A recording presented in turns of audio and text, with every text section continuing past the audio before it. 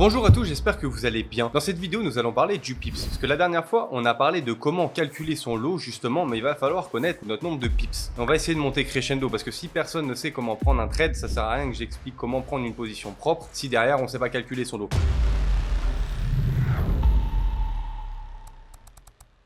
Le pips, c'est simple, c'est une unité de mesure. Dites-vous, un pips, c'est comme un mètre, c'est comme un centimètre. C'est l'unité de mesure à l'état pur qu'on va utiliser dans le trading. Donc, c'est la plus petite unité de variation de prix d'une paire de devises, généralement égale à la quatrième décimale. Vous voyez, ce sera tout le temps la quatrième décimale. Ça va correspondre à notre pips, justement. Cependant, pour les paires impliquant le yen japonais, un pips correspond à la deuxième décimale. Ça va être le seul cas particulier avec l'or. Donc, vous voyez, là, si je prends l'euro USD, le 1,0850, le 0 à ce niveau-là, c'est mon pips justement. Donc si je passe de 50 à 52, je prends tout simplement 2 pips. Pour la partie euro USD, GBP USD, toutes ces paires là, ce sera comme ça. On va passer sur la partie JPY justement. Je pense que vous avez remarqué que sur la partie JPY, vous avez que 2 à 3 décimales. Notre pips va être la deuxième décimale. La troisième décimale, ce sera le micro pips. Et vous voyez, si je passe de 11 ici à 14, je prends 3 pips sur l'USD JPY. Donc là, ce qui va être important, retenir les décimales, les calculs à l'instant T, il n'y en a pas besoin. On va avoir TradingView et la règle pour justement mesurer ces pips. Mais au moins comme ça,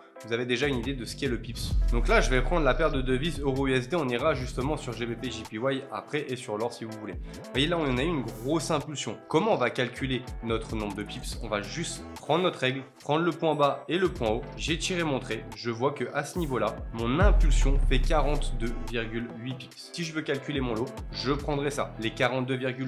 Ça va être exactement la même sur tout ce qui va être les JPY. Là, par exemple, je vais pas prendre GBP USD JPY, je vais prendre OJPY. Déjà sur OJPY, ici, vous voyez, à ce niveau-là, on n'a que 3 chiffres, parce que je vous disais 3 décimales, contrairement à par exemple au CHF où on va avoir nos 5 décimales. Donc ça va vraiment être pour tous les JPY, c'est pas uniquement USD JPY, ça va être, vous voyez, 4 JPY. Là c'est exactement la même, j'en ai 3. Je veux calculer mon impulsion, je fais la même, je prends ma règle, je prends de haut en bas, et là vous voyez que ça fait 143. Ce qu'il faut savoir, c'est que sur la partie JPY, les impulsions elles vont être plus puissantes. Vous aurez plus de nombre de pips. Donc c'est pour ça que sur votre calculatrice, c'est important d'indiquer la bonne paire, parce que 10 pips sur euro USD ou 10 pips sur USD JPY, ça ne sera pas la même, ce ne sera pas le même lot, parce que justement USD JPY il fait des plus grosses impulsions. Là vous voyez, sur la même impulsion, euro a fait 40 pips, et ici on voit que le 4 JPY il nous a fait 143 pips pour la même annonce économique. C'est pas les mêmes impulsions. Donc si vous avez aimé ces vidéos, n'hésitez pas à vous abonner et à aimer cette vidéo ou à mettre des commentaires comme la dernière fois. Et je vous ai pas oublié, je vais faire la prochaine vidéo sur le breaker block justement, mais je préférais voir les pips avant